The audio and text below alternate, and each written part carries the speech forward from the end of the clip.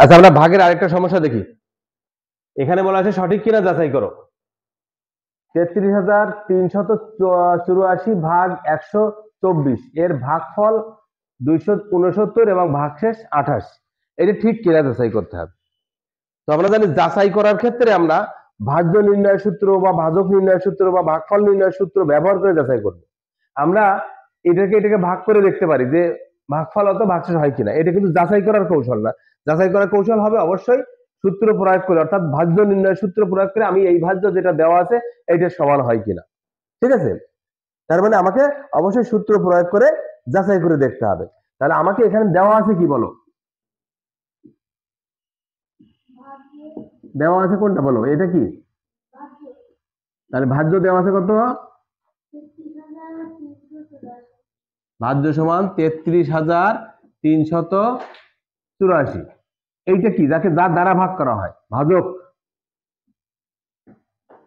ভাজক সমান 124, আর এখানে ভাগফল তো দেওয়াই আছে, ভাগফল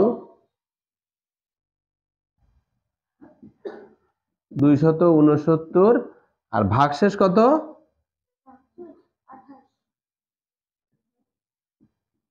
28। এখন চিন্তা করো যে এইগুলো ব্যবহার করে আমি যদি ভাজ্য নির্ণয় করি, অর্থাৎ বাকি তিনটা ব্যবহার করে আমরা যে সূত্র শিখেছিলাম ভাজ্য নির্ণয় সূত্র, ভাজক গুণ ভাগফল যোগ ভাগশেষ, তাহলে আমাদের জানা আছে কি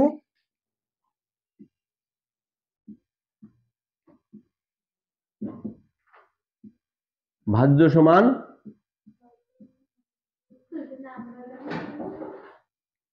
ভাজক গুণ ভাগফল যোগ ভাগশেষ। প্রথমে আমাকে দেখতে হবে যে এই ভাজক এবং ভাগশেষের সম্পর্কটা ঠিক আছে কিনা। মনে করো এখানে ভাজক কত? 124, ভাগশেষ 28, অবশ্যই ছোট আছে। যদি ভাগশেষ ছোট থাকে তাহলে আমরা এইভাবে যাচাই করব। আর যদি দেখি ফার্স্টে যে ভাজক এবং ভাগশেষের মধ্যে সম্পর্ক ঠিক নাই, ভাগশেষ বড় আছে, তাহলে কোনো দিকে যাব না, যেহেতু ভাগশেষ বড় আছে মানে সঠিক নয়। ঠিক আছে, অন্য কোনো কিছুই করা লাগবে না। তখন আগে ফার্স্টে কি করব, ভাজক এবং ভাগশেষ তুলনা করব যে এটা কোনটা বড় কোনটা ছোট। যেহেতু এখানে ভাগশেষ ছোট আছে তার মানে আমাকে সূত্র প্রয়োগ করে দেখতে হবে যে ভাজ্য ঠিক আছে কিনা। তাহলে ভাজ্য নির্ণয় সূত্র লিখলাম। এখন দেখো ভাজক কত দেওয়া আছে, এখানে ভাজক দেওয়া আছে 124, গুণ করব কত, ভাগফল কত 269 আর যোগ করব 28।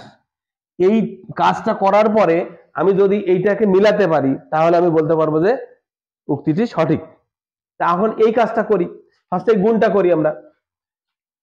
আচ্ছা গুণ করি, গুণ করার ক্ষেত্রে আমরা এই গুণটাকে আমরা বিনিময় বিধি ব্যবহার করতে পারি, অর্থাৎ গুণ এবং গুণক স্থান পরিবর্তন করে গুণফলের পরিবর্তন হয় না। আমি যদি এইটাকে এটাতে গুণ করি সহজে গুণ করা যাবে। ঠিক আছে, তাহলে 2, 6, 9 এটাকে আমি ফার্স্টে 1, 2, 4 দিয়ে গুণ করব। ঠিক আছে, 4 নং 36-এর 6 হাতে 3, 4 ছক 24, 25, 26, 27, 27-এর 7 হাতে 2, 4 দুগুণে 8 আর 2 10। ঠিক আছে কিনা দেখো, 4 নং 36-এর 6 হাতে 3, 4 ছক 24 আর 3, 27-এর 7 হাতে 2, 4 দুগুণে 8, 9 10। এরপরে কি করব, দশক স্থানে অঙ্ক গুণ করার ক্ষেত্রে একটা শূন্য দিব। 2 দিয়ে গুণ, 9 দুগুণে 18, 8 হাতে 1, 6 দুগুণে 12 আর 1 13, 3, 13 3 হাতে 1, 2 দুগুণে 4 আর 1 5।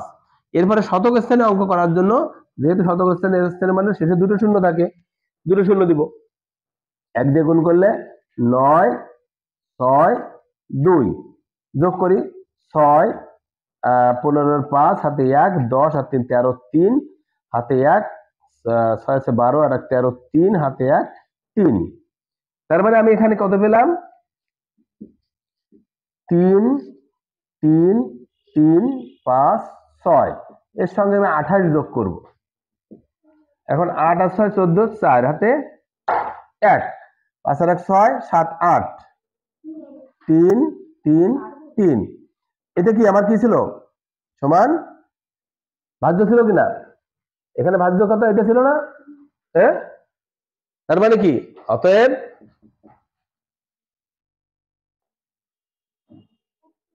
উক্তিটি সঠিক, বুঝছি কিনা? অতএব উক্তিটি সঠিক, তার মানে সঠিক নয়। তো তখন তো লিখে দেবো, তখন আমি যখন ভাগশেষ এবং ভাজকের সম্পর্ক ঠিক থাকবে না, তখন তো ইজিলি বলে দিব যে যেহেতু ভাগশেষ এখানে ভাজক অপেক্ষা বৃহত্তম, অতএব উক্তিটি সঠিক নয়, এবং দেখাই দিব।